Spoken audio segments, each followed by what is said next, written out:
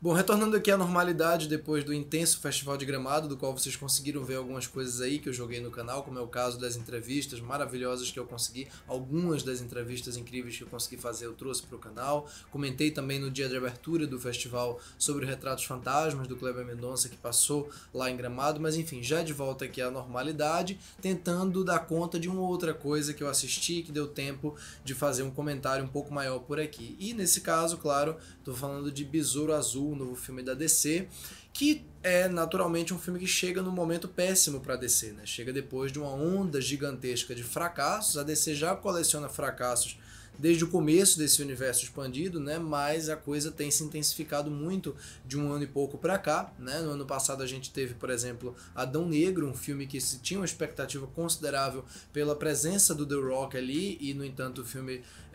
não conseguiu números expressivos de bilheteria, nem nos Estados Unidos nem fora, e acabou dando um prejuízo grande para o estúdio. Esse ano a gente começou 2023 já com um grande fiasco de Shazam 2, né? Shazam Fúria dos Deuses, um filme que ninguém pediu, isso se comprovou muito nas bilheterias, mas foi um filme bem apagado, e no entanto aí veio The Flash no meio do ano, que foi realmente aquele grande suposto fenômeno que eles tinham, em que eles colocavam todas as fichas, e a gente já viu o resultado, né? Quer dizer, o resto é história. The Flash se tornou um dos maiores fiascos, um dos maiores fracassos e prejuízos de qualquer filme de super-herói, na verdade, de todos os tempos, um dos maiores fracassos da história.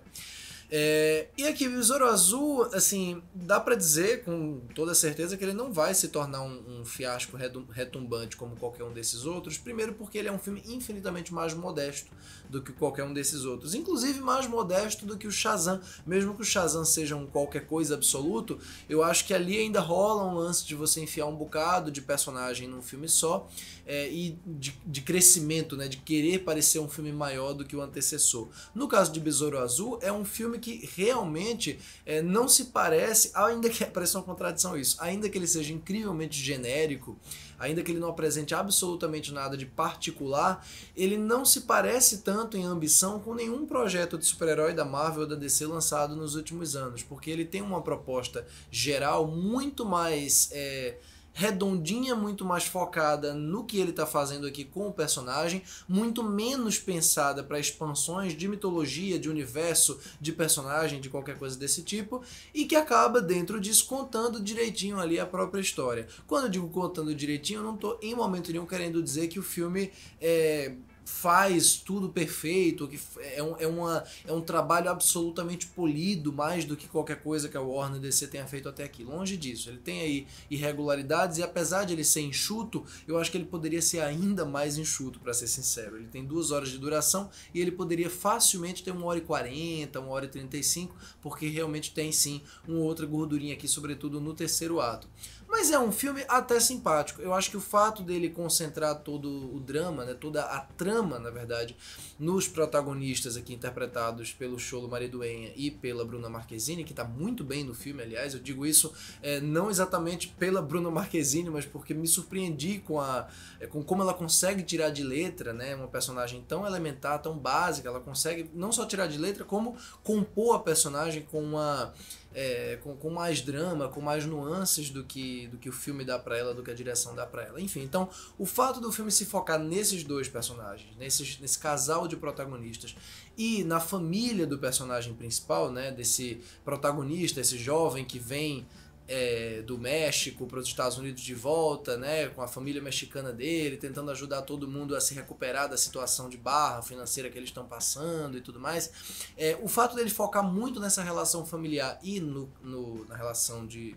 amor platônico ali pela personagem da Bruna Marquezine faz com que tudo acabe fluindo muito bem. É um filme de ritmo muito dinâmico e que consegue tratar de uma outra coisa, que um outro elemento que aparece tangencialmente na história, ele já vai dando uma limpada. Quer dizer, todo e qualquer coadjuvante que pareça que vai tomar a frente, que vai tomar as rédeas da coisa, que vai aparecer demais, o filme trata de dar uma organizada nele dentro da história para que tudo seja bastante funcional. É por isso que o filme é sim bastante genérico em linhas gerais, quer dizer, você não vai ter nada aqui, nada, nenhuma batida da história, nem nenhum conflito, nenhuma situação situação, nenhum diálogo, nenhuma proposta visual que se diferencie do que a gente já viu dos filmes de super-herói nos últimos 20 anos, vai lá, ou 20, 25 anos, mas, ao mesmo tempo, do ponto de vista de projeto e da maneira como ele cumpre cumpre com competência, diga-se de passagem, essas batidas e esses tropos, eu acho que Besouro Azul acaba sendo um projeto bem mais coerente, bem mais satisfatório do que quase tudo que eu vi da DC ou da Marvel até nos últimos anos. Eu acho que o gênero tá num crepúsculo, a gente já tá sentindo que a fadiga tá pesando, a gente sente tanto isso na DC quanto na Marvel, apesar da Marvel ainda dominar numericamente, com grande vantagem, a gente já tá sentindo isso também, até mesmo na recepção de um filme como Guardiões da Galáxia 3, uma recepção muito positiva, você nota que existe uma sensação de que aquilo foi uma espécie de oásis, uma luz no fim do túnel pro gênero, o que eu não acho que seja o caso, mas eu vejo que existe esse movimento de sentir que no pós-pandemia a ressaca pesou, e eu acho que um filme como Besouro Azul vai acabar também flopando, assim como outros projetos da DC, justamente por conta desse mau momento. E lógico, a gente não pode deixar de mencionar a situação complicada de Hollywood por conta da greve dos atores e dos roteiristas, que está, lógico, pesando sobre vários lançamentos e causando vários adiamentos também. Então tudo isso influi. Mas é um filme muito modesto mesmo, ele não quer ser muito mais do que o que ele está fazendo aqui. Certamente, se fosse lançado no momento mais propício e tivesse um orçamento talvez ainda mais enxuto do que ele já tem na comparação com outros filmes do gênero, ele conseguisse aí um sucesso relativo. Noto que ele está tendo uma recepção positiva de boa parte da crítica, e eu consigo compreender isso, porque apesar de ele de fato ser um filme 100% padronizado do ponto de vista estrutural e formal também, a fotografia do Paul Pogorzelski, o diretor de fotografia do Ari Aster, não tem nenhum tipo de identidade específica aqui, por exemplo. Quer dizer, apesar de tudo isso, ele consegue fazer o feijão com arroz da trama e criar uma dinâmica, uma química nesse elenco central que é funcional e simpático, agradável e autônomo, mais do que tudo, suficiente para que a experiência seja muito mais agradável do que desagradável.